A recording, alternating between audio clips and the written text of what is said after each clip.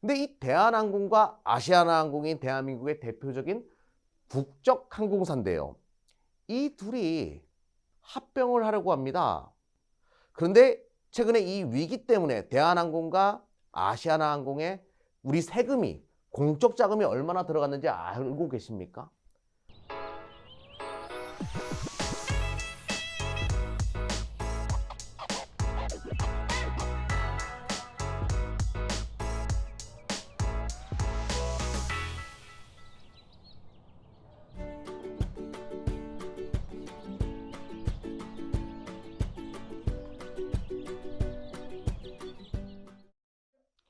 점점 우리가 일상을 찾아가는 요즘, 이것은 기회일까요?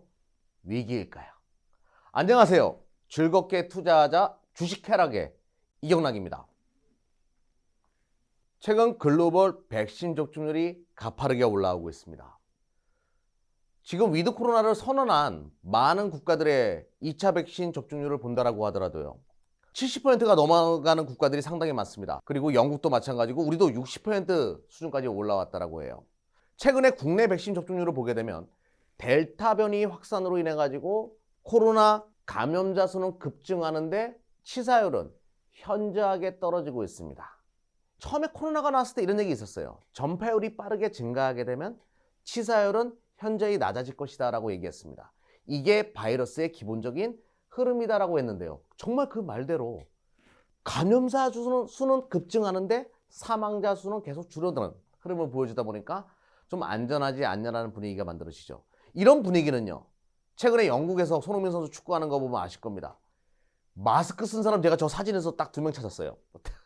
정말 지금 대부분 안 쓰는 분위기고요. 또 미국의 이제 MLB 야구로 본다라고 하더라도 쓰는 사람이 많지가 않아요. 그만큼 전 세계는 선진국을 중심으로 해서 벌써 위드 코로나 관련된 시장으로 전환되고 있습니다. 그리고 또 하나, 머크사의 경구용 치료제가 곧 상용화될 것으로 보여요. 물론 가격이 80만 원대가 넘어간다는 이야기가 있는데 이거는 조율이 좀 필요할 것 같고요. 아무튼 경구용 치료제가 나왔다는 얘기는 이것이 게임 체인저가 될 가능성이 높다, 이렇게 보시면 될 것 같습니다. 과거 2009년도 신종플루로 인해 가지고 많은 사람들이 해외여행을 못 가고 우리가 공포에 떨었을 때 타미플루라는 치료제가 나왔어요. 이 치료제가 나오면서 하늘의 빗장이 열렸었죠. 근데 이 대한항공과 아시아나항공이 대한민국의 대표적인 국적 항공사인데요. 이 둘이 합병을 하려고 합니다. 그런데 최근에 이 위기 때문에 대한항공과 아시아나항공에 우리 세금이, 공적 자금이 얼마나 들어갔는지 알고 계십니까? 4조 원이라는 돈이 들어갔어요. 그럼 어떤 분들은 이러십니다. 그러면 독과점이 돼? 우리의 세금이 4조 원이 들어갔다고요. 이거는 재벌 총수의 주머니로 들어가서는 안 되는 거예요. 국민들로 하여금 반환할 수 있게끔 좋은 기업으로 잘 육성해 줘야 돼요. 이 두 개 기업의 M&A는 정당한 이유가 있다고 생각합니다. 산업은행 측에서도 그렇게 자금을 많이 투여했는데 살려야 됩니다. 즉, 둘의 M&A는 성사되는 것이 당연하다라고 보시면 될 것 같고요. H&M의 최근의 실적이거든요.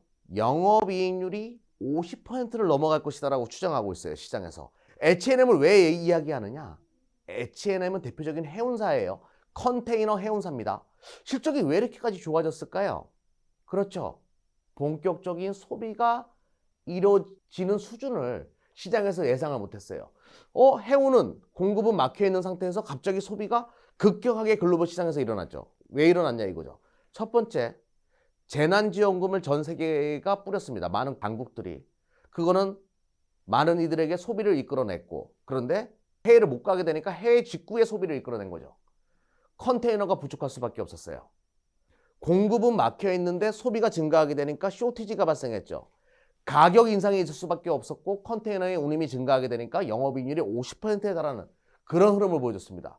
이거는 어디로 넘어가요? 배로 나르는 것에 가격이 오르게 되니까 비행기 쪽으로 방향이 트이기 시작했고 화물 운임에 있어가지고 때 아닌 호황기를 대한항공과 아시아나항공이 누릴 수밖에 없었다는 얘기예요. 이 해외 직구나 화물 운송은 줄어들까요? 계속 성장할까요? 계속 성장할 수밖에 없을 겁니다. 좋은 물품을 싸게 구입할 수 있는 방법이니까. 해외 직구는요 계속 활성화될 수밖에 없고 화물 운임은 계속 성장할 수밖에 없을 겁니다. 그런데 여기다가 뭐가 발생하죠? 여객 수요가 2022년도부터 시작될 거예요. 2022년도 여객 수요는 폭발적으로 증가할 것이고요. 짓눌렀던 소비는 굉장히 가파른 상승세를 보여줄 거예요. 그러면 또 무엇이 발생하죠? 쇼티지가 발생할 겁니다.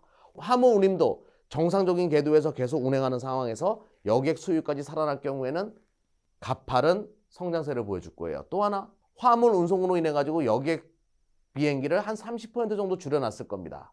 그러면 2022년도 시적인 여객 수요에 있어가지고 쇼티지가 발생하겠죠. 운임이 올라갈 수밖에 없어요. 영업이익률이 한진해운처럼 40% 50% 정도 상승하는 그런 흐름도 예상해 볼 수가 있어요. 그만큼 기대가 된다. 한국이 오징어 게임으로 인해 가지고 또 대한민국 드라마 컨텐츠의 확대로 인해 가지고 많은 관광객들이 한국에 올 거예요. 그러면 여러분들 제일 먼저 떠오르는 호텔이 어디가 있나요? 대한민국에서 제일 크고 좋은 호텔, 호텔신라라고 이야기하죠. 호텔신라 많은 사람들이 올 겁니다. 또 하나 자회사 신라스테이, 호텔신라와 신라스테이 한 5천여 개 정도의 객실을 가지고 있어요. 대한민국에서 가장 크죠. 그러면 여기서도 쇼티지가 발생할 겁니다. 호텔신라도 지금부터 볼 필요가 있겠죠. 그리고 또 하나 이제 오징어 게임으로 인해 가지고 오징어 게임에 이런 장면이 나와요. 제주도 가고 싶다. 한국의 하와이 관련된 종목으로 제주 드림 타워라는 호텔이 있는데요. 요거는 롯데 관광개발 여기서 소유하고 있고 운용하고 있어요. 1600석의 스위트룸을 가지고 있고요.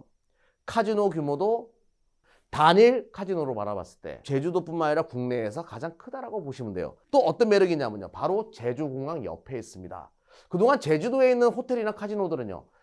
제주공항과 멀리 있다 보니까 좀 불편함이 있다라고 했어요. 근데 바로 옆에 있기 때문에 많은 카지노인들, 정켓 딜러, VIP 고객들 여러분들 모실 가능성이 굉장히 높겠죠. 바로 제주공항 항공 옆에 있다. 이렇게 말씀드릴게요. GKL과 파라다이스도 그 규모가 작은 건 아니에요. 굉장히 많은 슬롯 머신과 테이블을 가지고 있는 카지노 업체이기 때문에 이쪽도 관심 있게 볼 필요가 있겠지요. 그리고 대한민국 카지노 산업에 대해서 우리가 좀 관심 있게 봐야 되는 게 바로 마카오에 대한 중국의 규제예요. 중국 당국이 마카오 규제를 확대하고 있습니다. 그러다 보니까 마카오에 가던 많은 카지노인들이 어디로 가냐면 우리 대한민국으로 올 가능성이 높겠고요. 실제로 중국 당국의 마카오 규제로 인해 가지고 어떤 현상이 발생했냐면요. 윈 마카오, 라스베가스 샌즈와 같은 마카오에서 주로 카지노를 운영했던 많은 기업들의 주가가 큰 폭으로 하락을 했습니다. 대신 MGM 미라지와 같은 라스베가스 쪽에 좀 치중하고 있는 마카오 쪽이 아닌 이런 기업들은 주가가 급등하는 흐름을 보여줘요. 왜 그럴까요? 마카오 쪽에 못 가게 되니까 다른 쪽으로 갈 것이다라는 쪽의 분위기가 반영된 것이죠. 대한민국 카지노 업체가 최근에 강한 것도 바로 그런 배경이다라고 보시면 될 것 같아요. 지금까지 즐겁게 투자하자 주식 해락의 이경락이었습니다.